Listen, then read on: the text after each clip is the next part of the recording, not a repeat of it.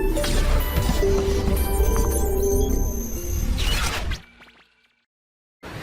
प्यारे बच्चों, जैसा कि आप सब लोग जानते हैं हम बात कर रहे हैं क्रैश कोर्स की, रिवीजन कोर्स की हम बात कर रहे हैं।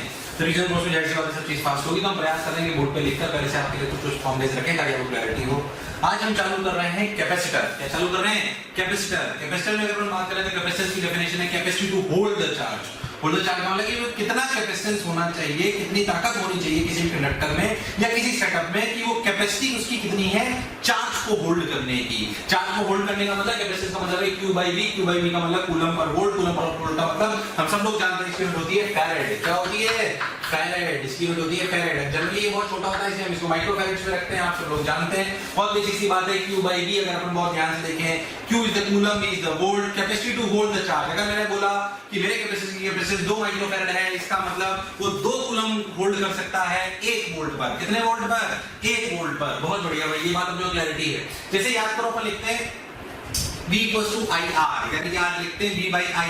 क्या रेजिस्टेंस V पे डिपेंड करता है? नहीं। क्या रेजिस्टेंस I पे डिपेंड करता है? नहीं। क्या वो डायमेंशन पे डिपेंड करता है? हाँ। ऐसे ही कैपेसिटेंस क्या Q पे डिपेंड करता है? नहीं। क्या V पे डिपेंड करता है? नहीं। इसका रेशियो है वो कि ये उसकी प्रॉपर्टी पे डिपेंड करेगा, उसकी शेप एंड साइज पे, उसके अलग फैक्टर्स पे, पर वो Q और V पे डिपेंड नहीं करेगा। तो इसके अलग तरीके हैं इसको प्रूफ को निकालने के लिए। आप लोग शायद एक बार देख चुके हो।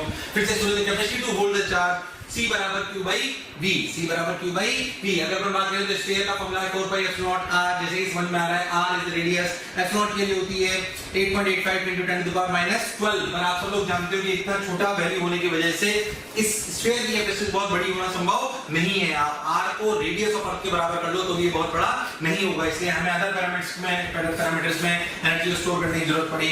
जैसा कि मैं हमेशा अपने कैपेसिटी के लेक्चर्स में बोलता हूं कि capacity is basically capacity to hold the charge. ये बेसिकली क्या जरूरत है हमारे को इसकी? हमें जरूरत है जैसे हमें जहां पे झटके से एनर्जी चाहिए, जैसे कि हम बार-बार कहते हैं कैमरे में आप एकदम से क्लिक करते हो, इतने से सेल लगे होते हैं उसमें, फिर भी एकदम से इतनी सारी लाइट आती है। वो बेसिकली बाल्टी ऑफ एनर्जी है। कैपेसिटेंस होल्ड करके रखता है एनर्जी। जैसे आपने बताया एकदम से रिलीज कर देता है, तो उसका अलग यूजेस है, बहुत ज्यादा डिटेल में नहीं जा रहे हैं। तो capacitance is basically to hold the charge. Charge hold करोगे तो एनर्जी होल्ड करोगे, एनर्जी होल्ड करोगे तो झटके से दे सकते हो। हमारा सबसे बेसिक सबसे काम आने वाला है वो पैरेलल प्लेट कैपेसिटर। क्या है? Parallel plate capacitor. Parallel plate capacitor का मतलब इसका जो फॉर्मूला है वो है epsilon A by D। A is the area of the plate, C is the distance between the plates, C is the distance between the plates, A is the area of the plate। C by cylindrical capacitor, C equals to 2 by cylindrical capacitor। ये अपना होगा parallel plate capacitor. सबसे ज्यादा बात हम इसी पे करने वाले हैं। सिलिंड्रिकल कैपेसिटर ये कैपेसिटर होता है इसमें जैसे पैरेलल प्लेट कैपेसिटर में एनर्जी यहाँ पे होती है, ठीक है, इसमें एनर्जी यहाँ पर होती है, कोई दिक्कत वाली बात नहीं, यहाँ पे एनर्जी होती है, ठीक भाई, अच्छे से समझ आ गया। क्या कहें? अगर हम लोग जाएंगे इसका फॉर्मूला है 2 pi epsilon L by ln V by A। Proof अभी नहीं कर रहे हैं अपन, सब नॉर्मल लेक्चर्स में कराए जाते हैं। 2 pi epsilon L by ln V by, इसको C by L भी कभी-कभी डिफाइन करते हैं। C by L का मतलब हो जाता है capacitance per unit length, capacitance per unit length. पर अगर आप ऐसे लिख लो तो ये अपनी लेंथ ऑफ द कैपेसिटर हो गई, ये आपका A हो गया, ये आपका B हो गया। तो 2 pi epsilon L by ln V by A याद रखेंगे फॉर्मूला। ऐसे एक स्फेरिकल कैपेसिटर, इसमें एनर्जी यहाँ पे स्टोर होती है, इस जगह पे, इस जगह पे। अच्छा भाई, एनर्जी स्टोर होती है। इसका फॉर्मूला होता है 4 pi epsilon AB by B minus A। Basic फॉर्मूले प्रूफ अभी नहीं कर रहे हैं, आप कर चुके हैं, फॉर्मूलों में अपन फोकस कर रहे हैं और इंपॉर्टेंट बातों पे फोकस कर रहे हैं।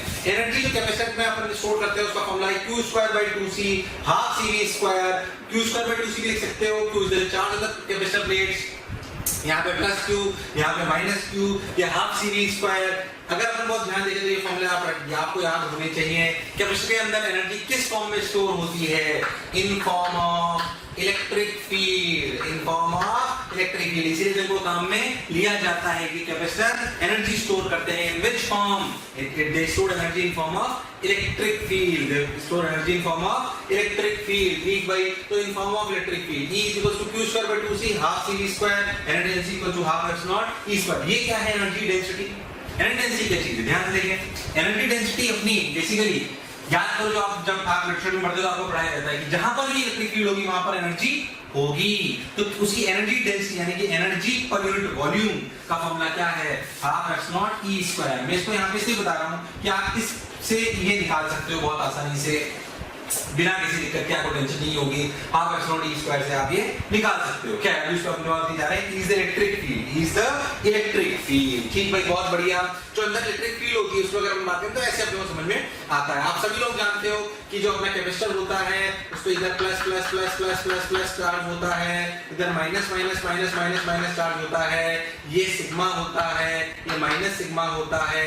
दो लेयर्स की वजह से अंदर इलेक्ट्रिक फील्ड जो होती है वो होती है सिग्मा बाई एप्सिलॉन नॉट, क्योंकि एक लेयर की वजह से होती है सिग्मा बाई 2 एप्सिलॉन नॉट, तो दो लेयर्स की वजह से आती है जुड़कर सिग्मा बाई एप्सिलॉन नॉट। इसी इलेक्ट्रिक फील्ड की वजह से यहां पर रखकर ये फॉर्मूला आता है हाफ CV स्क्वायर। ठीक है, ये बातें हमें समझ में आती हैं। अब देखो मैं आपको छोटी सी इंपॉर्टेंट बात और बताता हूं।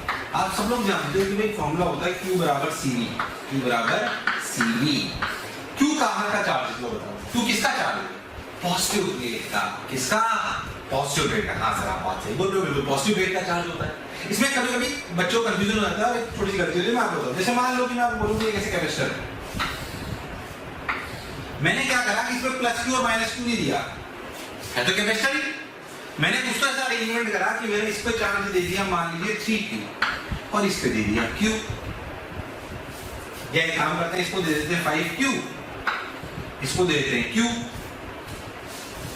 अब सोचो इसको अगर दिया 5Q, इसको दिया Q, तो याद करो लेवल स्टेट 2 में या लेवल स्टेट 1 में अपन पढ़ते हैं चार्ज रिडिस्ट्रीब्यूशन। वो कैसे करते हैं? चार्ज डिस्ट्रीब्यूशन क्या है? इन दोनों के टोटल का आधा बाहर होता है, इन दोनों के टोटल का बाहर आधा होता है। यानी कि यहाँ कितना आएगा 5Q, 6Q, आधा कितना हुआ 3Q, तो यहाँ कितना बचा 2Q, तो यहाँ कितना बचा -2Q, तो यहाँ कितना बचा 3Q। क्या डिस्ट्रीब्यूशन बिल्कुल सही है? हाँ बिल्कुल सही है। अब मुझे बताओ कि जब तुम Q बराबर CV का फॉर्मूला लगाओगे, मैं आपके जूस के क्रॉस क्या पोटेंशियल चलेगी, तो बताओ Q क्या रखोगे? 5Q, 3Q, 2Q, क्या रखोगे? कौन सा Q आता है यहाँ पर Q बराबर CV के फॉर्मूले में? Q बराबर CV के फॉर्मूले में आता है ये वाला, तो रखा जाएगा 2Q इक्वल टू CV। अगर C है तो पोटेंशियल डिफरेंस हो जाएगा 2Q बाई C। तो एक अच्छी बात क्या सीखनी है? Q बराबर CV में Q इज द चार्ज, ध्यान सुने, Q is the charge on the inner face of the higher potential plate. Q is the charge on the inner surface of higher potential plate. फिर से सुने ध्यान से, Q is the charge on the inner surface of the higher potential plate. Q बराबर C सबको याद होता है, पर Q कहाँ का चार्ज है? इनमें कोई दिक्कत नहीं होती, यहाँ प्लस Q या माइनस Q, तो बाहर जीरो, यहीं पे Q बचा, जो नॉर्मल अपना कैपेसिटर होता है, इसमें सिर्फ यहाँ चार्ज होता है, तो मैंने कहते हैं Q बराबर CV, Q बराबर CV। जब हम Q बराबर CV लिख लेते हैं तो कोई दिक्कत नहीं होती, पर जब Q बराबर CV पर लिखा तो जब इस तरह की सिचुएशन आएगी तो Q कहाँ का चार्ज है? Q is the charge on the inner surface of the higher potential plate। फिर से Q is the charge on the inner surface of higher potential plate। तो एक बेसिक से ओवरव्यू अपने को फॉर्मूलों का और इसका मिल गया। हाँ भाई, तो हमने देखा भाई Q बराबर जो CV होता है उसमें Q क्या होता है? Q होता है पॉजिटिव प्लेट की इनर सरफेस पे जो चार्ज होता है। अब उसमें बहुत सारी बातें भी करी जा सकती हैं, पर अपन अच्छे सवालों की तरफ चलते हैं, क्रैश कोर्स में अपन बात कर रहे हैं, तो उन कुछ अच्छे सवालों की तरफ चलते हैं। हर वैरायटी के 4-5 सवाल कराए जा सकते हैं, पर मैं आपको हर वैरायटी का एक सवाल कराने का प्रयास करूँगा। जैसे मान लीजिए कि आपके पास इस तरीके से सवाल आते हैं, कैसे देखिए कुछ देखिएगा, नॉर्मल क्लासेस में हम इनको काफी टाइम लेके और समझाते हैं। जैसे मान लीजिए मैं आपको बोलूँगी एक सिंपल सी बात अपन देखें कि मान लीजिए कि आपके पास दो कैपेसिटर थे, यहाँ पे अपना स्विच लगा हुआ था, स्विचिंग प्रॉब्लम के नाम से भी जाना जा सकता है। मान लीजिए कि यहाँ पे अपना स्विच लगा हुआ था, ऐसा अपना स्विच लगा हुआ था, ये अपने दोनों कैपेसिटर थे, इनको अपन ने पहले से चार्ज कर रखा था। क्या कर रखा था अपन ने? पहले से चार्ज कर रखा था। ठीक है भाई, बात समझ में आ गई था, इसको अपने को अपन ने पहले से चार्ज कर रखा था। अगर अपने पहले से चार्ज कर रखा था तो क्या होता, देखते हैं ध्यान से। इसको अपने पहले से चार्ज, मान लीजिए मैंने इसको 3 वोल्ट से चार्ज कर रखा था, ऐसे ध्यान से देखें, और मान लीजिए इसको ऐसे चार्ज कर रखा था उल्टी। मैं एक इलस्ट्रेशन में काफी दे रहा हूँ थोड़ा सा, मैंने इसको 20 से कर रखा था। मान लेते हैं कि दोनों पे जो इसकी जो कैपेसिटेंस थी वो थी 2C और इसकी जो कैपेसिटेंस थी वो थी C। ठीक है, तो इसकी कैपेसिटेंस 2C, इसकी DC, इसको अपन पहले 2V से चार्ज कर रखा था, इसको चार्ज करता C से। यानी कि अगर अपन बहुत ध्यान से देखें तो इस पे पहले कितना चार्ज था? इस पे पहले चार्ज था 4CV और यहाँ पे कितना था? -4CV। क्योंकि यहाँ पे कितना चार्ज था? CV और यहाँ पे कितना था? -C। बिल्कुल सही समझ रहे हैं आप लोग। तो अगर ये था -CV, ये था CV, ये था 4CV, ये था -4CV, ऐसे अपने चार्जेस डिस्ट्रीब्यूशन थे पहले से। ठीक, अब क्या करें? अब अगर अपन बहुत ध्यान से देखें तो 4Cv minus 4Cv Cv Cv हमें बोला कि हमने स्विच को क्लोज कर दिया। तो पहला सवाल ये आता है जब स्विच क्लोज कर दिया तो फाइनली इन पर क्या चार्ज डिस्ट्रीब्यूशन हुआ, फाइनली इन पर क्या चार्ज डिस्ट्रीब्यूशन हुआ, वो सबसे पहली कहानी है। ठीक है भाई, उसको करने का बेस्ट तरीका क्या है कि आपने जैसे जैसे ग्राफ देखो, इस पर पहला चार्ज कितना था 4Cv इस पे कितना था, माइनस 4Cv इस पे कितना था, माइनस Cv इस पे कितना था Cv। अगर आप बहुत ध्यान से देखो तो इन दोनों प्लेट का चार्ज, शॉर्ट ट्रिक बता रहा हूं, पहले नॉर्मल प्रोसीजर से भी बताता हूं, मैं शॉर्ट ट्रिक बताता हूं, क्रैश कोर्स से मैं डायरेक्ट आपको शॉर्ट ट्रिक ही बताता हूं। इन दोनों प्लेट का चार्ज कभी भी चेंज नहीं हो सकता, मतलब इन दोनों प्लेट का चार्ज का सम कभी भी चेंज नहीं हो सकता। 4Cv है माइनस Cv, तो दोनों टोटल कितना होगा 3Cv, ये चेंज नहीं हो सकता। क्यों? क्योंकि यहां से चार्ज कूदकर यहां नहीं जा सकता और यहां से चार्ज कूदकर यहां नहीं जा सकता। अगर यहां से चार्ज कूदकर यहां नहीं जा सकता और यहां से चार्ज कूदकर यहां नहीं जा सकता तो क्या इन दोनों का सम टोटल 0 मतलब कांस्टेंट रहेगा। हाँ बिल्कुल सही बोलेगा, बहुत बढ़िया। यानी कि 4Cv minus Cv is equal to 3Cv remains constant. Finally जब दोनों पर रीडिस्ट्रीब्यूशन हो जाएगा चार्ज, हो सकता है यहां से क्यू चार्ज निकले, कुछ भी निकले, पर फाइनली सोच के देखो तो इन दोनों के अक्रॉस क्या सेम रहेगा, कैपेसिटर के अक्रॉस। सोच के देखो, अगर अपने को पूरा का पूरा अपना सर्किट थ्योरी को वैलिड रखना है तो इन दोनों के अक्रॉस पोटेंशियल सेम होना चाहिए। बिल्कुल सही बात है, दोनों के अक्रॉस फाइनली पोटेंशियल सेम होना चाहिए। मान लीजिए यहाँ पे पोटेंशियल आ गया V फाइनल, क्या आ गया V फाइनल, तो सोचो इस पे चार्ज कितना आ गया 2Cv फाइनल, इस पे कितना आ गया, यहाँ पे कितना आ गया प्लस माइनस। अच्छा, अब बच्चों को कंफ्यूजन होता है कि सर पहले यहाँ प्लस था या माइनस था, फाइनली दोनों का प्लस माइनस एक ही तरफ होगा, फाइनली अलग अलग नहीं हो सकता, पहले अलग हो। तो यहाँ पे चार्ज कितना आ गया Cv फाइनल, यानी कि इस पे फाइनल चार्ज हुआ 2Cv फाइनल, इस पे फाइनल चार्ज हुआ 2Cv फाइनल, यानी कि क्या ये फाइनल चार्ज इनिशियल चार्ज के बराबर होना चाहिए, यानी कि 3Cv equal to 3Cv final. देखो Cv final plus 2Cv final, तो 3Cv equal to 3Cv final, 3C ने 3 को मार दिया, यानी कि फाइनल पोटेंशियल V ही रहा। मैंने कोई रटके सवाल नहीं बनाया है, नॉर्मल तरीके से बनाया है। तो क्या Cv equal to Cv final हो, क्या नहीं V फाइनल से V हो रह गया, बिल्कुल सही बात। यानी कि फाइनल सिचुएशन जो अपनी रह गई वो ऐसी रह गई भाई, क्या रह गई कि इसके अक्रॉस भी पोटेंशियल आ गया V और इसके अक्रॉस भी पोटेंशियल आ गया V, बिल्कुल सही बात। इसका क्रॉस भी V, इसका क्रॉस भी V, तो यहाँ पे भी चार्ज आ गया Cv, यहाँ पे चार्ज आ गया माइनस Cv, यहाँ पे चार्ज आ गया 2Cv, यहाँ पे चार्ज आ गया माइनस 2Cv। ये अपनी फाइनल सिचुएशन है और दोनों का क्रॉस पोटेंशियल कितना V। कोई आपसे पूछे भाई चार्ज कितना फ्लो करा, तो कौन सी खास बात है, चार्ज फ्लो कितना करा, पहले यहाँ कितना था 4Cv, अब कितना है 2Cv, फ्लो कितना करा 2Cv, यहाँ कितना था माइनस Cv, आया कितना 2Cv, बचा कितना Cv। जो पढ़ा जो समझा बिल्कुल सही है, बिल्कुल सही बात। ये बात तो समझ आ गई सर, इस तरह के सवालों को ऐसे करा जाता है, बिल्कुल सही। अब क्या करें, अब क्या करें, अब सुनो ध्यान से, ये 2Cv ये Cv। अब आप क्या पूछ सकते हैं, चार्ज कौन पूछ लेगा, फाइनल पोटेंशियल पूछ सकता है, आपसे क्या क्या पूछ सकता है, सोचो, चार्ज कौन पूछ सकता है, फाइनल पोटेंशियल पूछ सकता है, आपसे पूछ सकता है हीट जनरेटेड, क्या चीज, heat generated. Okay, heat generated कैसे करें, पहले हम देखते हैं इनिशियल एनर्जी कितनी थी हमारे पास, हमारे कैपेसिटर में इनिशियल एनर्जी कितनी थी, पहले इस पे बात करते हैं। इनिशियल एनर्जी थी, देखो इसमें एनर्जी होती है हाफ Cv स्क्वायर, तो इसका कितना हाफ 2C इंटू 2V का whole square, half 2C into 2V का होल स्क्वायर। देखो हाफ 2C इंटू 2V का होल स्क्वायर प्लस हाफ, इधर देखो energy half CV square, half CV square, बहुत बढ़िया। यानी कि अपन देखें तो 2 को मार दिया, ये बचा 4Cv स्क्वायर, ये बचा 0.5 Cv स्क्वायर, यानी कि 4.5 Cv स्क्वायर हमारी इनिशियल एनर्जी थी, हमारी इनिशियल एनर्जी थी। हमारी फाइनल एनर्जी कितनी है, हमारी फाइनल एनर्जी देखते हैं, half 2CV square, 2CV square plus half CV square, बिल्कुल सही, half 2CV square plus half CV square. ठीक भाई, ये कितना लट्टू ने 2 को मार दिया, हमारे पास बची 1.5 CV स्क्वायर। अच्छा ठीक भाई, अब बहुत सिंपल सी बात है, आपको समझ में आ रहा होगा। ये इनिशियल एनर्जी कौन सी, इनिशियल एनर्जी, और ये कौन सी फाइनल एनर्जी। ये एनर्जी गई कहां, कहां गई ये एनर्जी, तो पहले ज्यादा थी बाद में कहा भाई हीट में, कहां गई हीट में तो सिंपली अगर अपन बात करें तो अपन कह सकते हैं कि हीट का फॉर्म, हीट जो अपनी आई वो कितनी आई 4.5 minus 1.5 cv square, that is 3cv square, that is 3cv square. तो क्या आप सब लोग इस टाइप के सवाल कर सकते हो? बिल्कुल कर सकते हैं। टाइप 1 क्या हम सब लोग कर सकते हैं? बिल्कुल कर सकते हैं। ऐसे बहुत सारे सवाल आएंगे, आपको करने आने चाहिए। चलो, तो हमने वही बहुत सारे सवाल देख लिए जिसमें हमने देखा कि भाई कैसे हम हीट निकालते हैं अगर दो कैपेसिटर को जोड़ लिया जाए। तो इसमें आपको सिंपल बात बताता हूँ कि जैसे याद करो मैं आपको सवाल कराया कि ऊपर वाले की प्लस माइनस की पोलैरिटी और नीचे वाले की प्लस माइनस की पोलैरिटी रिवर्स थी। किताबों में कई बार आपको इसके एग्जांपल्स के रूप में आपको इसके फॉर्मूले लिखा देते हैं, बात करता हूं कैसे करने की जरूरत नहीं, जो हमने करा वो शॉर्ट ट्रिक थी। फॉर्मूले कैसे लिखे होते हैं समझ लो, प्रूफ की कोई जरूरत नहीं। मान लीजिए कि मैंने इसको पोटेंशियल से V1 से करा, ये C1 है, ये प्लस माइनस C2 है, ये V2 है, तो दोनों की पोलैरिटी सेम है, तो जो फाइनल पोटेंशियल होगा वो होगा C1 V1 plus C2 V2 upon C1 plus C2। मेरे हिसाब से तुम्हें समझ में आ रहा होगा कैसे आ रहा होगा। इनिशियल चार्ज पे C1 V1, यहाँ पे C2 V2, तो इनिशियल चार्ज बराबर फाइनल चार्ज क्या होगा, दोनों पोटेंशियल सेम हो जाएगा, तो C1V प्लस C2V देखो फॉर्मूला आ गया। घटना नहीं समझना है, मैं बता चुका हूँ ये बात, ठीक है।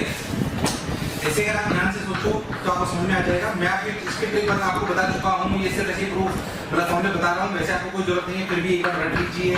V1 C1 प्लस माइनस अगर पोलैरिटी चेंज कर दें, ये V2 ये C2, तो जो फाइनल पोटेंशियल का फॉर्मूला आएगा वो आएगा, उसका वो समझ में आता है C1 V1 minus C2 V2 upon C1 plus C2। समझ में आ रहा होगा, पहले यहाँ C1 V1 C2 V2 बान की पोलैरिटी सेम हो गई तो C1V प्लस C2V, बहुत बढ़िया, ये बात समझ आ गई।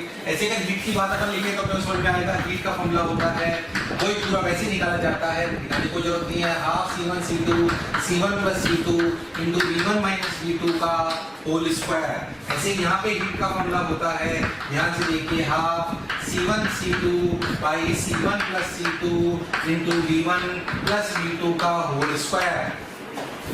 अगर अपोजिट पोलैरिटी है तो V1 प्लस V2 आ जाएगा, अगर सेम पोलैरिटी तो V1 माइनस V2 आ जाएगा। ये फॉर्मूले हैं, फिर मैं कह रहा हूँ बहुत रटने की आवश्यकता नहीं है। क्यों नहीं रटने की आवश्यकता है? क्योंकि मतलब मैं आपको शॉर्ट ट्रिक इसके पहले वाले सेशन में सिखाता हूँ, बट फिर भी किताबों में दिया होता है, इसलिए मैंने आपको बता दिया है। चलिए अब मैं आपको कुछ ऐसे सेशन कराता हूँ जिसमें अगर आप एक पहले से कैपेसिटर चार्ज को एक बैटरी के साथ जोड़े तो क्या होगा। एक पहले से चार्ज कैपेसिटर को बैटरी के साथ जोड़े तो क्या होगा। ये एक इलस्ट्रेशन लेता हूँ, बहुत सारे ले सकते हैं, पर एक लेके आपको समझाता हूँ। मान लीजिए कि आपके पास एक कैपेसिटर है जिसको आपने पहले से चार्ज कर रखा है। सपोज मैं आपको बोलूं कि आपने इसको चार्ज कर रखा है 2V वोल्ट से, कितने से 2V वोल्ट से आपने इसको चार्ज कर रखा है, ठीक भाई। इस कैपेसिटर C अब हमने क्या करा कि हम इसको T=0 पर एक बैटरी से जोड़ दें।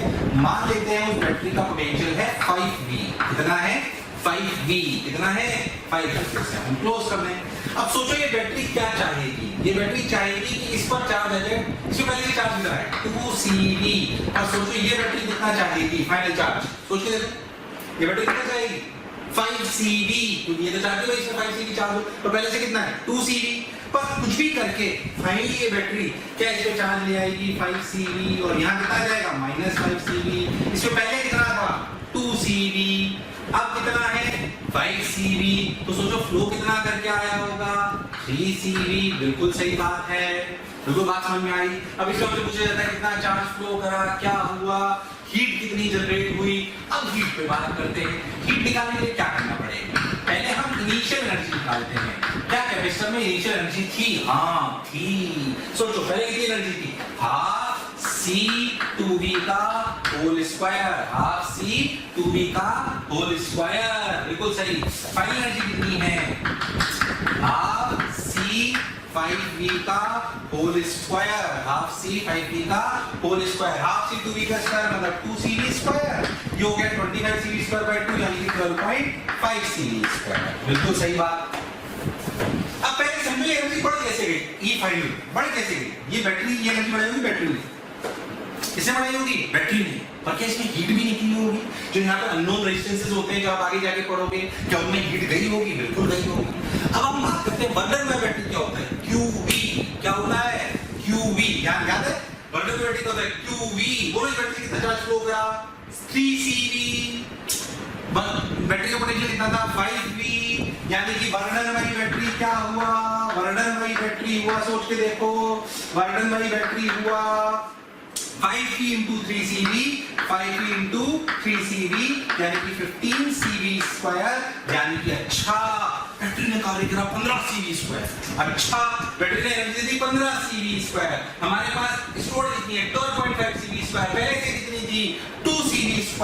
तो सोच रहे हो हीट क्या लिखेंगे, ध्यान से हीट क्या लिखेंगे, तो जो फॉर्मूला भी बना सकते हो हीट का, ध्यान से हीट क्या लिखेंगे। सोचो हमने एनर्जी बैटरी की कितनी 15 CV², पहले से कितनी थी 2 CV², और अभी कितनी है इतनी, यानी कि इतनी बैटरी से मिल गई, इतनी पहले से थी और इतनी स्टोर कर ली हमने।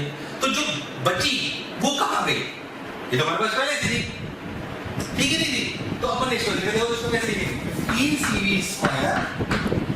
15 CV² माइनस, ध्यान से देखो 15 CV² माइनस हमने कितनी एनर्जी गेन कर ली इसमें, देखो इसमें हमने गेन कर ली, ध्यान से देखो 12.5 CV² माइनस 2 CV², ध्यान देना 15 CV² minus 12.5 CV² minus 2 CV², ये हमारे पास अभी है, ये पहले से थी। तुमने गेन कितनी कर दी, इतनी, क्या सबको सही कर रहा हूं मैं, हां सबको सही लग रहा है, बढ़िया चल रहा है। 12.5 माइनस 2 CV² कितना हुआ, ध्यान देना बचा 10.5 CV², कितना बचा 10.5 CV², ये कितना था 15 CV², 15 CV² माइनस 10.5 CV², यानी कि कितना 15 माइनस 10.5 है 4.5 CV²। ये एनर्जी कहां गई, हीट में, कहां गई हीट में। That is how we structure these type of फिशंस।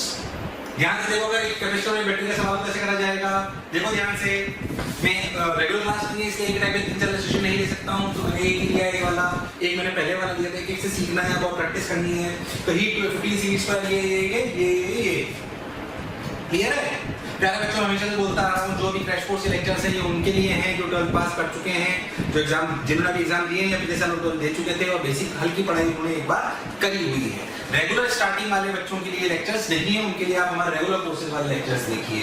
15 CV² minus 10.5 CV², 4.5 CV², पर जो इस साल देने हैं उनके लिए बहुत काम के लेक्चर्स हैं। क्या है, तो 4.5 CV² हीट आ गई। अब क्यों ना हम जनरलाइज फॉर्मूला बना ले, तो जनरलाइज फॉर्मूला क्या बना ले, देखो हीट का फॉर्मूला क्या बना, हीट का फॉर्मूला बना दिया गया जनरलाइज, वर्क डन बाय, इस तरह के सवालों के लिए work done by battery minus final energy in the capacitor minus initial energy in the capacitor, final energy in the capacitor minus initial energy in the capacitor. क्या formula हम रख सकते हैं, बिल्कुल रख सकते हैं। कैसे, ये सारे सवाल इससे हो जाएंगे, बिल्कुल हो जाएंगे, परेशान होने की आवश्यकता नहीं है। बहुत बढ़िया, चलिए और बात करते हैं, और किस तरह की बातें कर सकते हैं देखते हैं ध्यान से, और किस तरह की सवाल कर सकते हैं। मैं आपको एक अच्छा सवाल कराता हूँ, थोड़ा जेईई से थोड़ा सा ऊपर आप उसे मान सकते हो, थोड़ा सा जेईई की तरफ भी आप उसे हल्का सा मान सकते हो। देखो कैसे, मैं आपको बताता हूँ। मान लो कभी ऐसा सवाल आ जाए जिसमें 3 कैपेसिटर्स को उनको अलाइन कर लिया है, कैसे, ध्यान से देखो। मैं कुछ भी आपके सामने डेटा लेता हूँ, मुझे वैसे बैठ के मैं आपके सामने कर रहा हूँ। मान लीजिए आप ऐसे 3 कैपेसिटर ले लिए ऐसे, इस तरीके से, और आपने इनको रिकॉर्ड मशीन को कुछ भी पहले से इनको चार्ज रखा है, अपन बाद में स्विच क्लोज करेंगे। मान लेते हैं कि ये 2 माइक्रोफैरड है, मान लेते हैं 2 माइक्रोफैरड है, मान लेते हैं 1 माइक्रोफैरड है, मान लेते हैं कि इसको हम पहले से चार्ज कर लेते हैं, इसको 1 माइक्रोफैरड ले लेते हैं, इसको 2 माइक्रोफैरड लेते हैं, इसको पहले से चार्ज कर लेते हैं 10 वोल्ट, इसको पहले से चार्ज कर लेते हैं 2 वोल्ट, इसको अनचार्ज रखते हैं। अब इन तीनों को जोड़ दिया जाए, फिर से पूछा जाए बताओ फाइनली क्या हुआ, कितना चार्ज फ्लो करा। ये अच्छा सवाल, इट्स अ गुड प्रॉब्लम, 3 वाला अच्छा सवाल है ना। अब इसको कैसे करें, इसको ध्यान से सुनिए, अगर आप नहीं करा होगा तो अच्छा सवाल, इसको कैसे करते ध्यान सुनो, क्योंकि इसमें वो टेक्निक काम करेगी, तीनों पोटेंशियल बराबर हो जाए, वहां पर दोनों का पोटेंशियल से बराबर हुआ था, कि लूप लॉ के हिसाब से ऊपर और नीचे का पोटेंशियल बराबर होना पड़ेगा। यहाँ पे तीनों के पोटेंशियल का final summation Kirchhoff's loop law को सेटिस्फाई करना चाहिए। खैर, तो अपन इसको करना चालू करते हैं। अब क्या करें, देखिए अच्छी बात, ये बात, वो बात, अब देखते हैं इस सवाल को कैसे करें। पहले अपन लिखते हैं, इसमें पहले चार्जेस थे, इसमें इतना चार्ज है 20 माइक्रोफैरड प्लस 20 माइक्रोफैरड, ठीक है। इसमें कितना था 20 माइक्रोफैरड, ठीक है। यहाँ पे कितना था 2 माइक्रोफैरड, यहाँ पे कितना -2 माइक्रोफैरड, यहाँ पे कितना 0, यहाँ पे कितना 0, क्लियर। इसे 5 ले लेते हैं, थोड़ा अच्छा लगेगा, तो 5 हो गया, चलो ठीक है। अब मान लो कि फाइनल सिचुएशन आने के लिए यहां से Q चार्ज निकला, कितना निकला Q, तो यहाँ कितना बचा 20 माइनस क्यू, यहाँ कितना हुआ 5 प्लस क्यू, यहाँ से क्यू निकला तो यहाँ कितना बचा -5 माइनस क्यू, यहाँ कितना हो गया क्यू, यहाँ से क्यू निकला तो यहाँ कितना बचा माइनस क्यू, यहाँ क्यू पहुंचा तो -20 प्लस क्यू। ये फाइनल सिचुएशन की स्थिति है जब सब कुछ फाइनली स्टैब्लिश हो जाए, चार्ज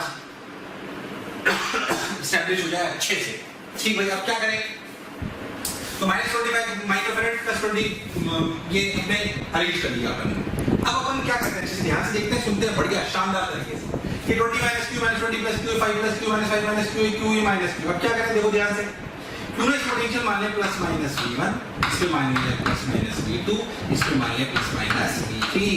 हमने माना फाइनली ऐसे पोटेंशियल हो, ये फाइनल पोटेंशियल हो गया। लूप लॉ के हिसाब से अगर हम ऐसे घूमे तो लूप लॉ सेटिस्फाई होना चाहिए। माइनस से प्लस गए, बड़े घटे बड़े, यानी कि क्या लिखेंगे v1, प्लस से माइनस घटे बड़े घटे, माइनस v2, प्लस से माइनस घटे बड़े घटे, माइनस v3। इन तीनों का सम 0 होना चाहिए।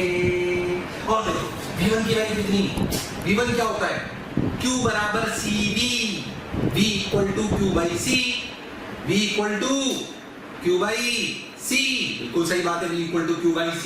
अब क्या करें, v equal to q by c है अगर तो, ठीक भाई ध्यान से देखते हैं, अगर v equal to q by c की बात करें तो 20 माइनस q बाई 2, v बराबर q बाई c। q कौन सी प्लेट का, नेगेटिव प्लेट का पॉजिटिव प्लेट का, पॉजिटिव प्लेट का, ये मैं बता चुका हूं। तो लिखा जाएगा 20 माइनस q बाई 2, इधर लिखा जाएगा, फिर बेटा तो v2 को लिखा जाएगा 5 plus q by 1 minus q by 2 equal to 0। तो 20 minus q minus 2 into 5 plus q minus q equal to 0। 20 minus q minus 10 minus 2q minus q equal to 0। Clear? तो 20 माइनस 10 कितना हुआ 10, 10 equal to q minus 2q3। देखना calculation ठीक कर रहा हूं, वहां सही कर रहा हूं, होपफुली कुछ लड़के नहीं कर रहे हैं, वो नॉर्मल तरीके से कर रहे हैं। 20 माइनस 10 10, q 2q q कितना हो गया 4q, यानी कि q की वैल्यू कितनी आई 2.5 माइक्रोकूलम, 2.5 माइक्रोकूलम चार्ज फ्लो कर रहा है यहां से। तो यहां कितना बचा 17.5, यहां कितना हो गया 7.5, यहां कितना हो गया 2.5। क्या सब कुछ आ गया? अब कोई आपसे अगर हीट पूछ ले तो कुछ नहीं, इनिशियल एनर्जी लिखो, फाइनल लिखो, इनिशियल में से फाइनल घटा दो, जो एनर्जी घटी क्या वो भी हीट के रूप में चली गई? बिल्कुल सही बात है, इसमें कोई दोहराने वाली बात नहीं है। तो आप ध्यान देखो, बेसिक थ्योरी के साथ मैंने आपको बेसिक ये वाली चीजें बताई कि आपको कैसे चीजें करनी चाहिए, और तीनों अच्छे टाइप के इलस्ट्रेशन लिए, पहले कैपेसिटर कैपेसिटर, फिर कैपेसिटर बैटरी, फिर 3 कैपेसिटर वाला। क्लियर है? चलिए और आगे चलते हैं। चलो भैया इसके बाद करते हैं सर्किट थ्योरी। वैसे सर्किट थ्योरी जो इसकी चलती है बिल्कुल वैसी चलती है जैसी सर्किट थ्योरी करंट स्टडी में चलती है, इसलिए हम लोग पहले करंट स्टडी पढ़ाते हैं फिर सर्किट थ्योरी पढ़ाते हैं। तो आप इसको करने से पहले आपको जो आपकी करंट स्टडी वाली सर्किट थ्योरी उसको क्लैरिटी से होना चाहिए, बट बेसिक बातें तो कर लेते हैं। अगर दो कैपेसिटर सीरीज में हो तो इनका समेशन होता है वो कैसा होता है, जैसा कि पैरेलल में होता है, इसमें जैसा ही पैरेलल में होता है अपने रजिस्टर में। अगर इसकी अपन पैरेलल की बात करें तो इसका समेशन बिल्कुल ऐसा होता है जैसा कि अपने को उसमें होता है सीरीज में। तो प्रूफ रूप में मैं नहीं जा रहा हूँ, बेसिक बातें आपको क्लैरिटी होनी चाहिए। सीरीज में चार्ज सेम होता है, पैरेलल में पोटेंशियल सेम होता है। बहुत बेसिक सी चर्चा है, कोई टेंशन वाली बात नहीं है। चलिए और बेसिक सी चीजें करते हैं। क्या क्या देखो ध्यान से, ये हो गया, ये सिंपल सी बात है, ये अपने बात समझ में आती है। अगर मैं आपसे कोई सीरीज पैरेलल का सिंपल सा सवाल पूछूं कि भाई कैसे चार्ज डिस्ट्रीब्यूट होता है, तो मैं कोई भी सवाल कर लेते हैं, कोई भी सवाल उठाते हैं। मान लीजिए ऐसे अपने कैपेसिटर लिया, ऐसे अपने कैपेसिटर लिया, ऐसे अपने कैपेसिटर लिया, ये अपने कैपेसिटर लिया, यहाँ पे 3 लेते हैं चाहे तो, ठीक है। यहाँ पे अपने कैपेसिटर ले लिया, ये अपने बैटरी लगा ली। अब मान लीजिए कि कुछ भी डेटा अपन ले सकते हैं, वो आपसे पूछ दे भाई इस पूरे सिस्टम में यहाँ पे क्या, इस कैपेसिटर पे क्या चार्ज होगा, तो हम सब लोग जानते हैं कि भाई इस सवाल में कैसे करना होता है। प्रीवियस एक बार देख लेते हैं। मान लीजिए सी है, ये सी है, सब सी में ले लेता हूँ। छोटा कैलकुलेशन, बट जैसे आपको अच्छा लगे वैसे आप कर सकते हैं। मान लीजिए वोल्ट की बैटरी को मुझे इस पे कितना चार्ज है, तो आप कई तरीके से कर सकते हो, जैसे आपको अच्छा लगे वैसे आप कर सकते हो। परेशान होने की जरूरत नहीं है, जो चार्ज इस पर होगा उतना ही चार्ज इस पर भी होगा। तो सोचिए अपन कैसे कर सकते हैं। सिंपल आप अपने जंक्शन लॉ से भी कर सकते हो, नॉर्मल प्रोसीजर से भी कर सकते हो। देखो कैसे कर सकते हैं। मान लेते हैं यहाँ पे 0 वोल्ट है, यहाँ पे 0 वोल्ट है, तो यहाँ पे V वोल्ट है। क्या यहाँ पे X वोल्ट मान लें? ध्यान से देखें, बिल्कुल सही है, ध्यान से देखें, इसको X वोल्ट मान लें। क्या इस C को क्या मैं रिप्लेस कर सकता हूँ? ध्यान से देखिए, सीरीज में है C/3 से, तो क्यों ना इनको हटाकर बना लूं C/3, क्योंकि मुझसे चार्ज पूछा गया है। जो चार्ज इस पर आएगा वही तीनों पर आएगा। इसको बना सकते हैं C/2। क्या बना सकते हैं? C/2। अब एक्सएल निकालनी है तो हमें समझ में आता है कि हमें अपना ऐसे हम कर सकते हैं। कैसे? ये अपना पूरा का पूरा ऐसे बना लें। हम सब लोग जानते हैं इस तरह सरल सर्किट को कैसे सॉल्व करते हैं। ये C/2 C/3, इन तीनों का चार्जेस, इन तीनों के चार्जेस का नेट सम 0 होना चाहिए। जैसे जंक्शन लॉ लगाया करते थे करंट में, वैसे ही यहाँ पे भी लगाते हैं।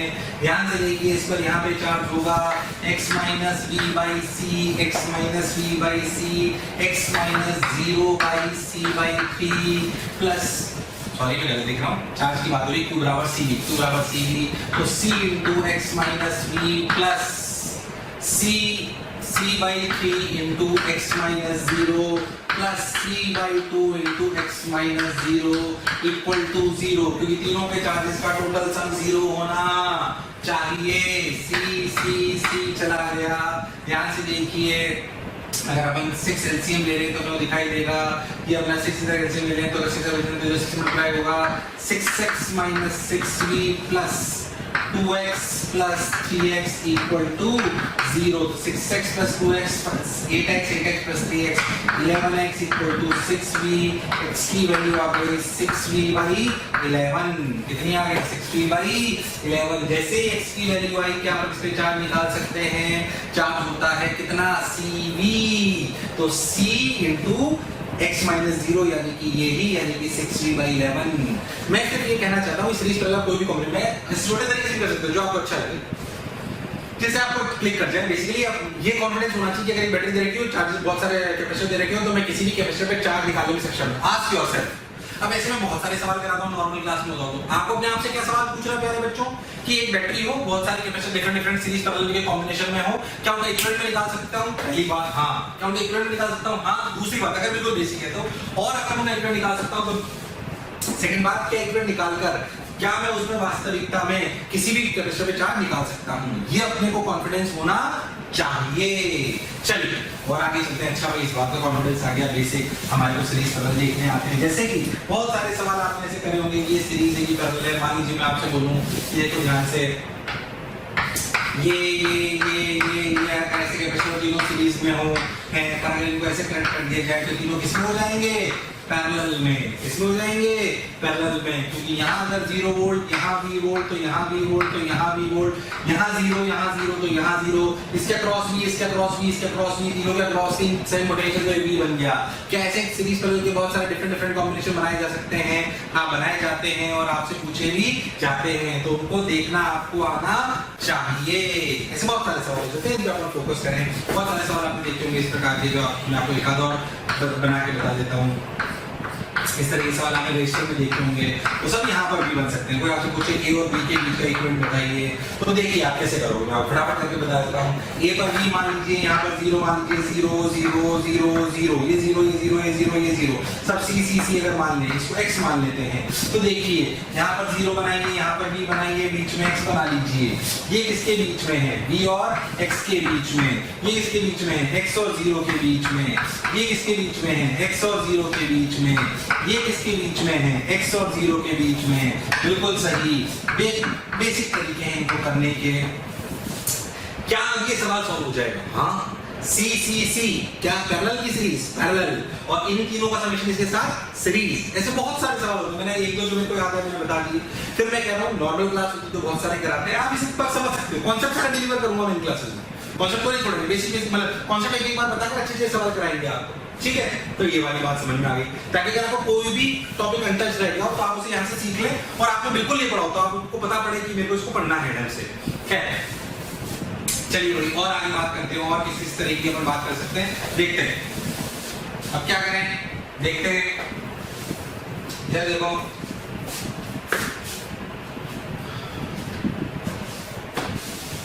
ये बात हो गई, ये बात हो गई, ये हो गया, ये हो गया, और देखते हैं। हमने इस तरह के सवाल देख लिए, और भी इसमें कई प्रकार के सवाल, जैसे कि मैंने आपको बताया सर्किट थ्योरी में, और किसी प्रकार फिर मैं आपको कह रहा हूँ बहुत सारे, जैसे अपन व्हीटस्टोन ब्रिज उसमें पढ़ते थे, यहाँ पे व्हीटस्टोन ब्रिज काम करते, जैसे व्हीटस्टोन ब्रिज बहुत ज्यादा होता नहीं। व्हीटस्टोन ब्रिज क्या अपने वहाँ पे पढ़ा था, सबने पढ़ा था, क्या different forms of Wheatstone bridge पढ़ी थी, बिल्कुल वैसे व्हीटस्टोन ब्रिज यहाँ पे भी काम करता है कि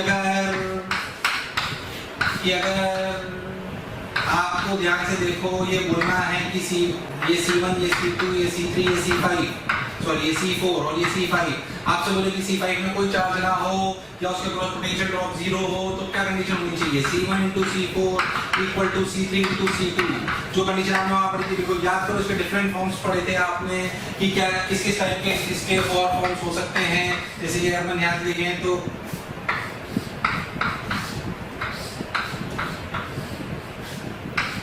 कैसे ये फॉर्म्स हो सकते हैं, हाँ बिल्कुल हो सकते हैं। तो ये भी एक टाइप का इस तरह की फॉर्मेट है। हाँ, आप अगर इसे ऐसे खोल लोगे तो आपको ये व्हीटस्टोन ब्रिज नजर आएगा। ऐसी कई इसकी फॉर्म्स हैं, तो जैसी कहानी बिल्कुल वहां पे चलती है वैसी यहाँ पे भी चलती है। चलिए, ये कहलाता है बैलेंस्ड व्हीटस्टोन ब्रिज। क्या कहलाता है? Balanced Wheatstone bridge. मैं आपको कहानी सुनाता हूँ या मैं आपको सॉल्व करना सिखाता हूँ। अनबैलेंस्ड व्हीटस्टोन ब्रिज, हो सकता है कईयों को आता, हो सकता है कईयों को नहीं आता, क्योंकि तौर पे बेसिक में वो नहीं कराया जाता। तो अपन पढ़ते हैं अनबैलेंस्ड व्हीटस्टोन ब्रिज। ये थोड़ी अच्छी चीजें पढ़ सकते हो आप लोग। ये है unbalanced Wheatstone bridge. Unbalanced Wheatstone bridge. Unbalanced Wheatstone bridge कैसे, मैं एक इलस्ट्रेशन के थ्रू आपको समझाता हूँ इसको कैसे करते हैं। मान लेते हैं कि मैं आपसे बोलूं कि ये व्हीटस्टोन ब्रिज है, ठीक? क्या अगर ये सब सीसी हो, क्या व्हीटस्टोन ब्रिज है? हाँ।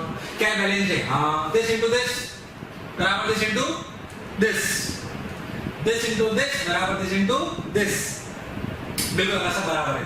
तो इसको कोई चार्ज जाना संभव नहीं है। अब क्या करें, मैं इसको अलग तरीका लेते हैं। मान लेते हैं मैं बोलता हूँ 2 माइक्रोफैरड, मैं बोलता हूँ ये भी 2 माइक्रोफैरड, मैं बोलता हूँ ये भी 2 माइक्रोफैरड, ये भी 2 माइक्रोफैरड और ये 1 माइक्रोफैरड।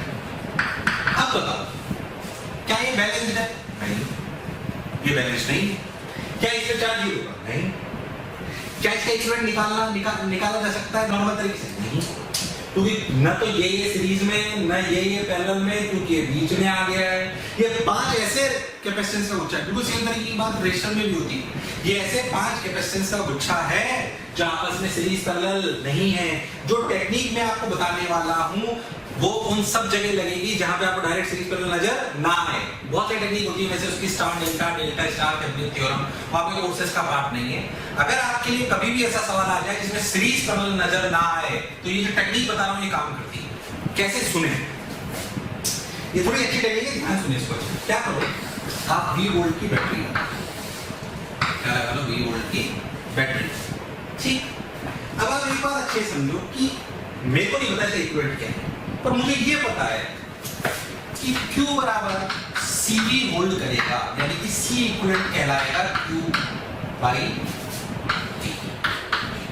Q जो यहां से चार्ज फ्लो करके ये होल्ड करेगा, इसमें कोई दोहराने वाली बात नहीं है। सही बोल रहे साहब। अब अगर हम ये मान लें कि इस Q में से, इस Q में से यहां गया Q1 और यहां गया Q2, तो इसमें चार्ज हो गया Q1, इस पे हो गया Q2।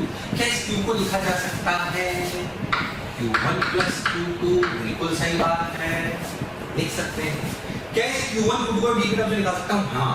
कैसे, सुने।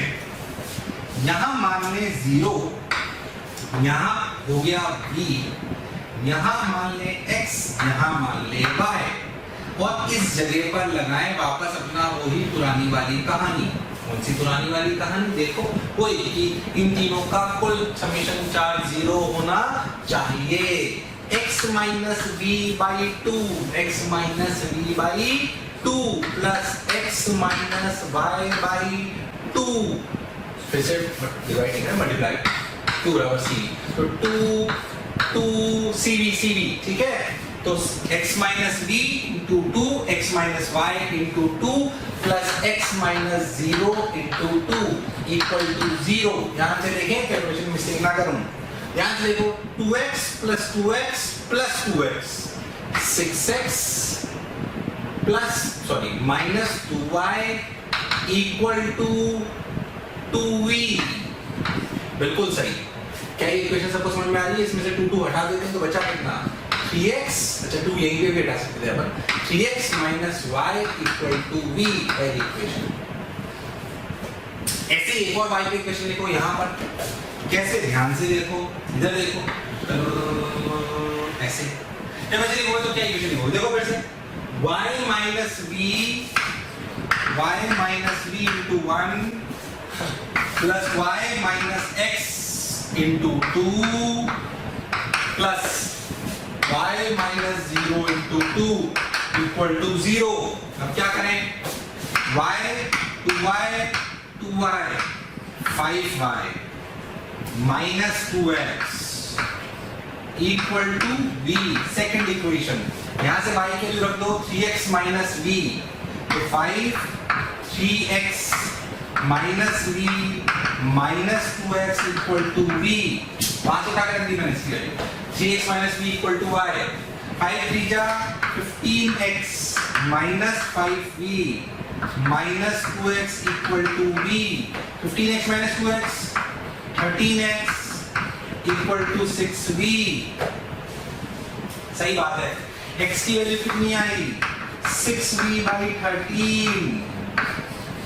6v by 13। ठीक भाई, अब क्या करें?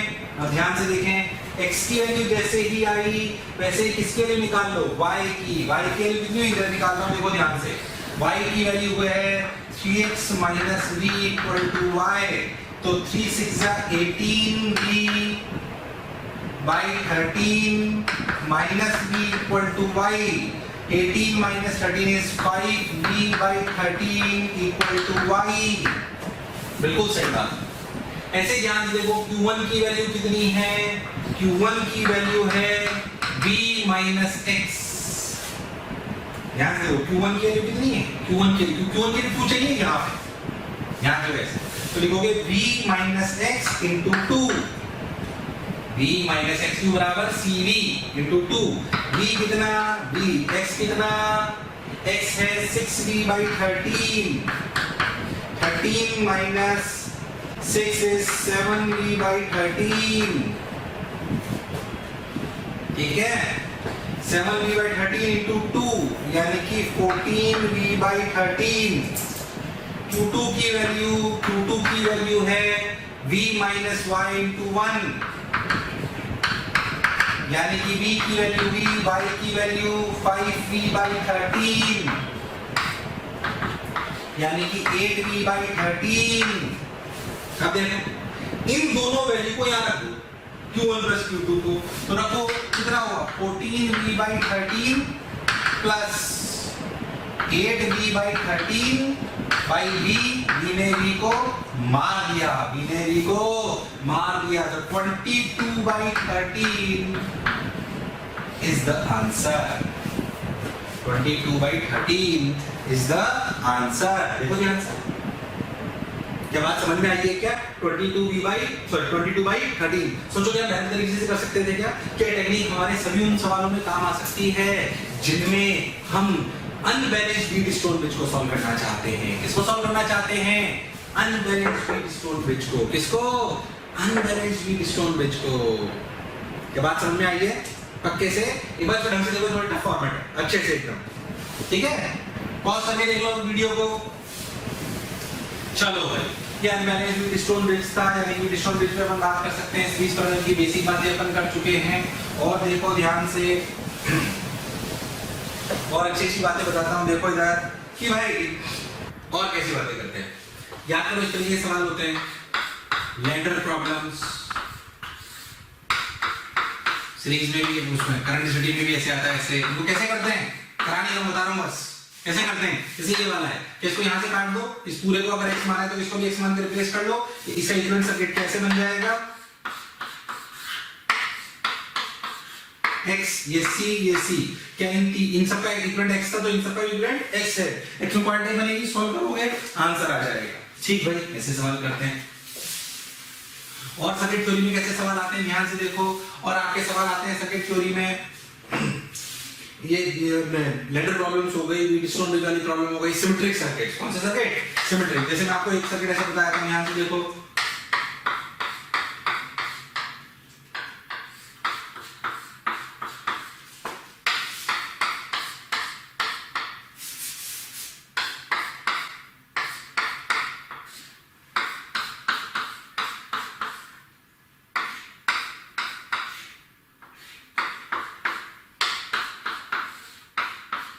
मान लो ऐसा कोई सर्किट है, बिल्कुल सिमेट्रिक सर्किट है।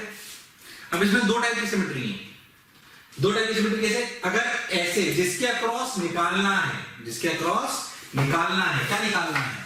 जिसके अक्रॉस निकालना है अगर आपको कैपेसिटेंस, उन दोनों को मैं ऐसे करीबन साधारण इलस्ट्रेशन नॉर्मल बैच में कराता हूं, मैं एक ही करा रहा हूं, दोनों सिमेट्री इसी में समझा दूंगा। अगर जिसके अक्रॉस निकालना है उनके अक्रॉस हाथ रखो और ऊपर और नीचे सेम नजर आए, उसे कहते हैं फोल्डिंग सिमेट्री। क्या कहते हैं? फोल्डिंग सिमेट्री, ठीक है। और अगर जिनके क्रॉस निकालना है उसके परपेंडिकुलर बाइसेक्टर पे रखो और दोनों तरफ सिमेट्री नजर आए, उसे कहते हैं मिरर सिमेट्री। क्या कहते हैं? मिरर। मैंने ऐसे इलस्ट्रेशन लिया है इसमें दोनों सिमेट्री है। देखो कैसे इधर सिमेट्री, इसे ये कहलाएगी मिरर सिमेट्री। क्या कहलाएगी? मिरर सिमेट्री, ठीक है। और अगर इसके अक्रॉस इधर उधर सिमेट्री हो तो उसे क्या कहते हैं? Folding symmetry. क्या कहते हैं? Folding symmetry. ठीक भाई, अब क्या करें? अब ध्यान से देखो,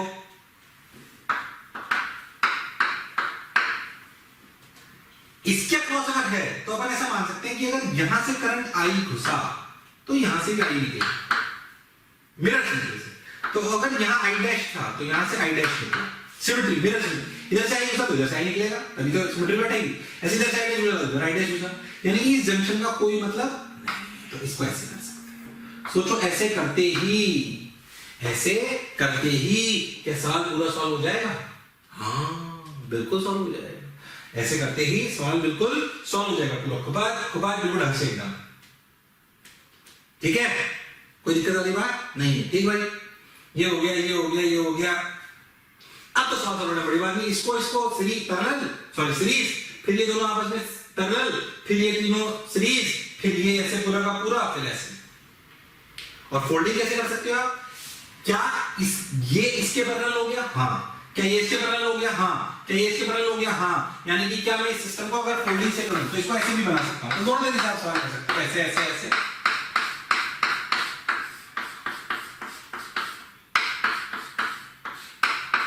देखो इतना बना सकते हो आप फोल्डिंग सिमेट्री। ये सीसी रहेंगे, ये सब C/2 C/2 हो जाएंगे। सोचो क्यों?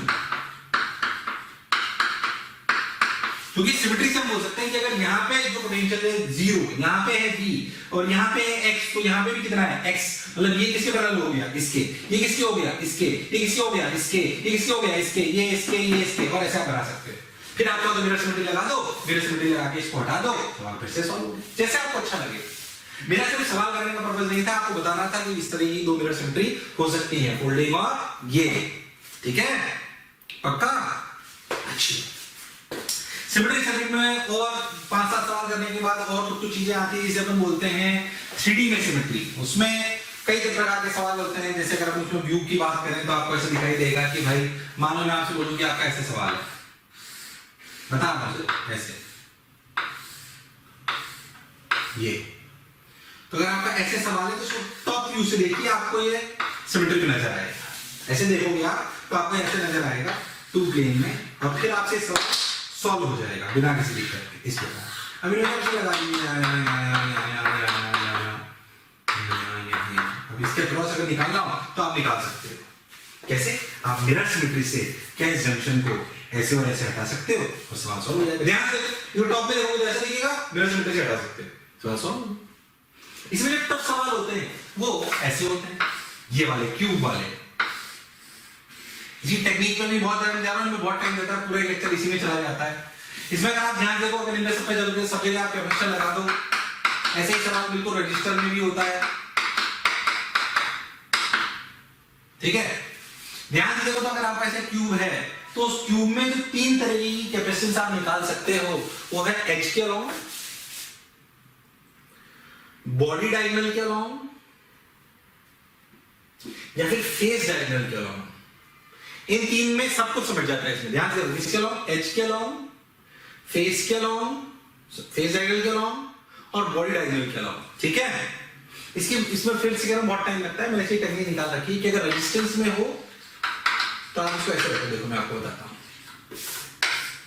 इलेक्ट्रिक फॉर्मूला फॉर बॉक्स, सुनिए ध्यान से, electric formula for box, E stands for H, F stands for face diagonal, D stands for body diagonal, और गिनती लिखें, क्या लिखें? गिनती, रेजिस्टेंस के लिए लिखा हूं 1 2 3 4 5 6 7, अगर रेजिस्टेंस है तो आर कर लीजिए।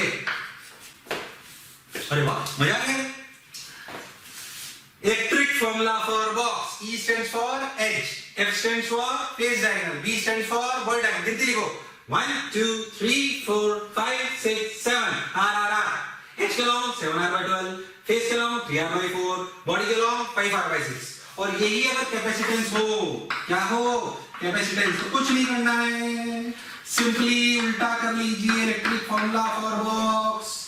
ये आंसर आ गया 12c/7, ये आंसर आ गया 4c/3, ये आंसर आ गया 6c/5, सिंपल, बस आराम से बात होगी, पूरे लेक्चर में मसला है अगर प्रूफ कर जाए, अभी तो रट लो, बस काम की बात है। क्या कर लेक्चर क्लियर है? क्या अगर इस तरीके सवाल आएंगे आप लोग कर लोगे पक्का? बिल्कुल बढ़िया। तो ये बेसिक थ्योरी थी अपनी किसकी, कैपेसिटेंस की, बेसिक सर्किट थ्योरी, जो आपको तब ज्यादा समझ में आती है जब आपने पूरी करंट डिस्ट्रीब्यूशन की थ्योरी पढ़ रखी और उसके बारे में आपको क्लैरिटी होनी चाहिए। चलिए भाई और बात करते हैं, और कैसे कैसे क्या क्या कर सकते हैं सर आप बताओ। देखो ध्यान से, हम क्या कर सकते हैं, सुनो, हम कर सकते हैं कि भाई, और इसमें डिफरेंट टाइप के कैपेसिटर के सिस्टम्स आते हैं। कैसे, मैं आपको बताता हूं। जैसे मान लो कि ऐसे कैपेसिटर प्लेट्स हैं, मैं आपको काफी सवाल कर रहा हूं, फिर ये मान लो मेरा चौथा या पांचवा इलस्ट्रेशन होता है, मैं उसको डायरेक्ट आपको बता रहा हूं। आप ऐसे 4 कैपेसिटर प्लेट दे दे, 5, अब उसको 1 2 3 4 अभी डिफरेंट तरह से जोड़ दें। मान लीजिए मैं इनको कैपेसिटर प्लेट्स को ऐसे जोड़ दूं और आपसे इसके A और B के अक्रॉस इक्विवेलेंट पूछूं, तो कितने कैपेसिटर, 1 2 3 4। अब डायरेक्ट ऐसे नहीं लिखते, तो इनको करने का तरीका क्या होता है, ध्यान सुनो। इसके अक्रॉस निकालना है वहां पे 0 और V, मान लो ये V तो ये भी V तो ये भी V तो ये 0, जो नहीं पता उसे X मान लो, सॉरी ये यहां से यहां जुड़ेगा इस जगह, ठीक है। इसको X मान लो और इसको Vx हो गया अपने आप। अब इसका एक सर्किट बनाओ, देखो यहां बनाओ V, यहां बनाओ 0, देखो, और जो अननोन हो उसे बनाना चाहिए X बीच में। पहला कैपेसिटर इसके बीच में दे दो 0 और X, बहुत बढ़िया।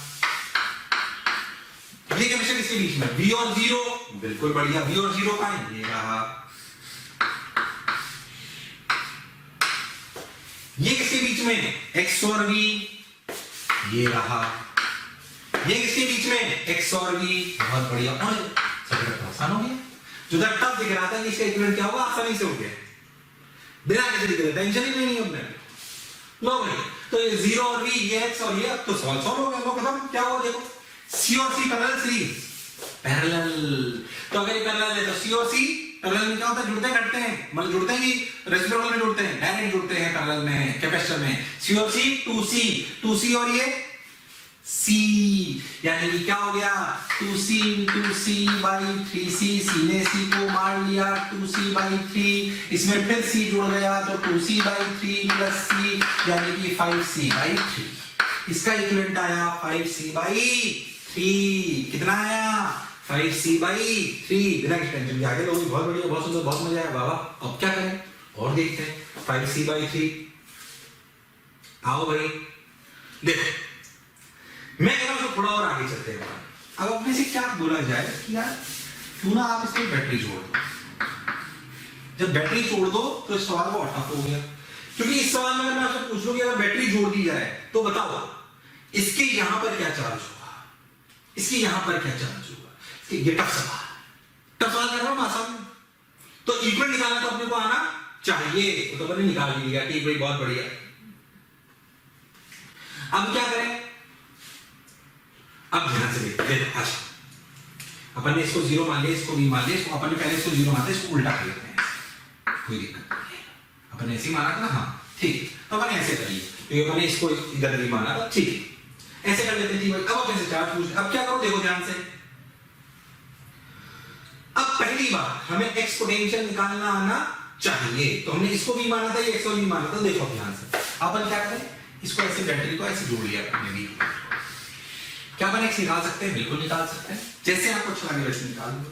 क्यों ना हमारे पुराने तरीके से निकाले, जैसे ऊपर तीनों का चार्ज 0 होना चाहिए। तो लिखो x minus V into C plus X minus V into C, X minus V into C plus X minus V into C plus x minus 0 into C equal to 0। C खत्म हो गया।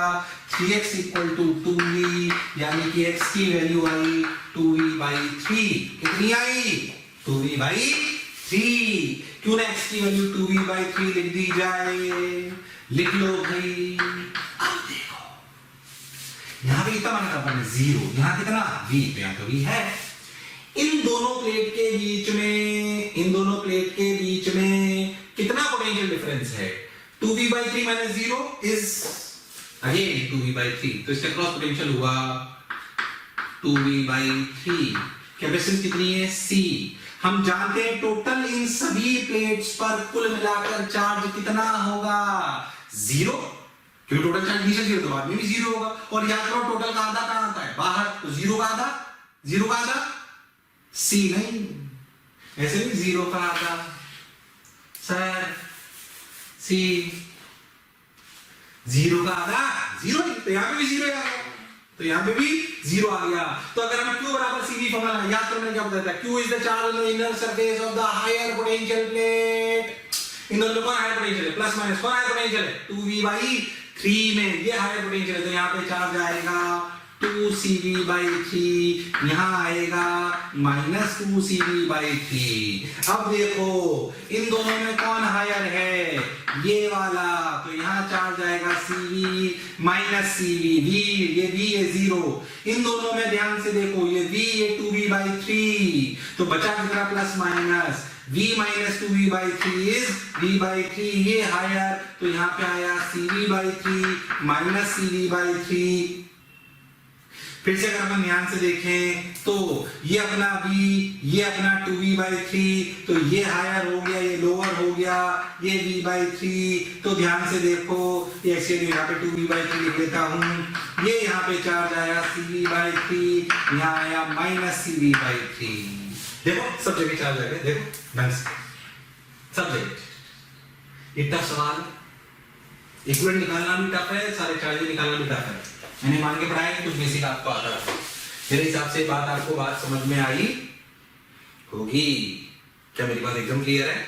चलिए और आगे चलते हैं।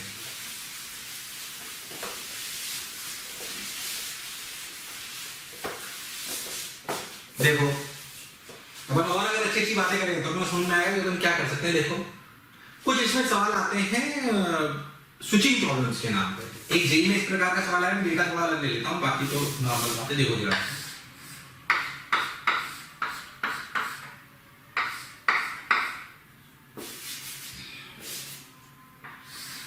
उन्होंने कैसे सवाल दिए मैं आपको बताता हूं।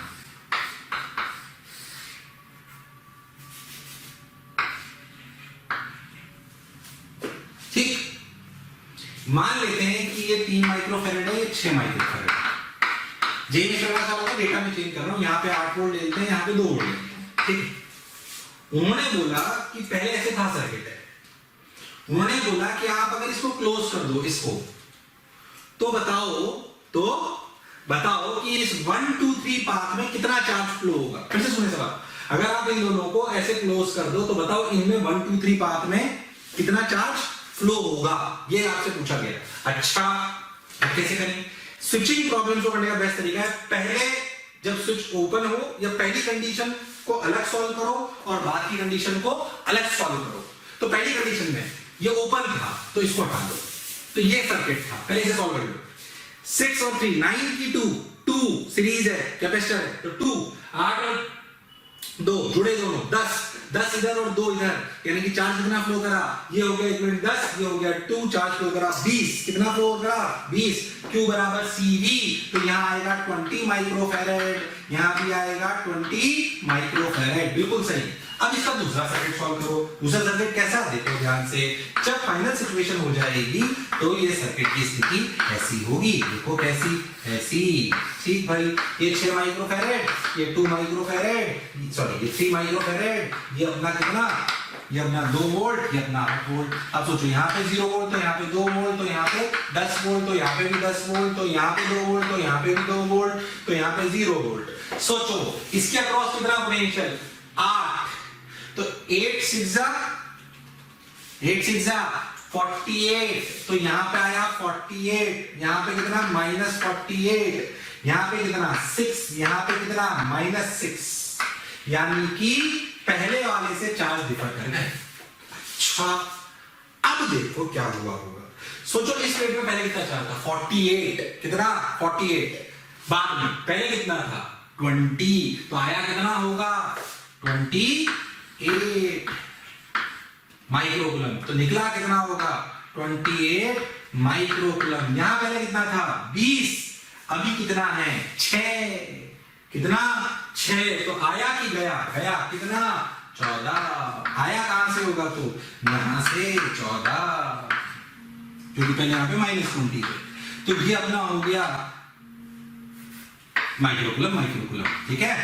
तो ये अपना -20 माइक्रोकूलम, इधर से 14 माइक्रोकूलम आया 14। अब ध्यान से देखो कि अगर हम बहुत ध्यान से देखें तो ये 14 + 28, 14 + 28 कितना हो गया 42, तो इधर से निकला 42। ऐसे सवाल करते हैं, सिर्फ सवाल करना ध्यान दीजिएगा। फिर मैं आपको बता रहा हूं 2-3 साल में से कराता हूं नॉर्मल क्लासेस में। स्विचिंग प्रॉब्लम में ध्यान रखना कि इनिशियल सर्किट को अलग सॉल्व करो, फाइनल सर्किट को अलग सॉल्व करो, इनिशियल सर्किट को अलग सॉल्व करो, फाइनल सर्किट को अलग सॉल्व करो, तब जाके अपनी बात बनेगी। चलो, थैंक यू।